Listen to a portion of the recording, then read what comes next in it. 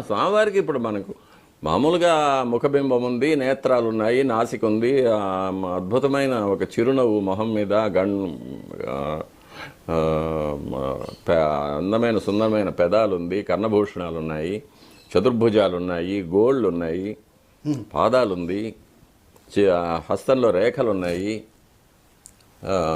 దైవికమైన రేఖలు, మానవ సహజమైన రేఖలు కావాలి.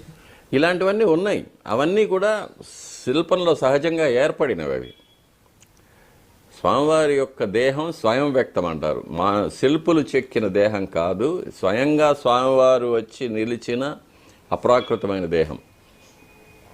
కాబట్టి అది ఆ స్వామివారి యొక్క మూలబింబం దేనితో తయారు చేసిందని కూడా మనకు తెలియదు, మనం చెప్పలేం.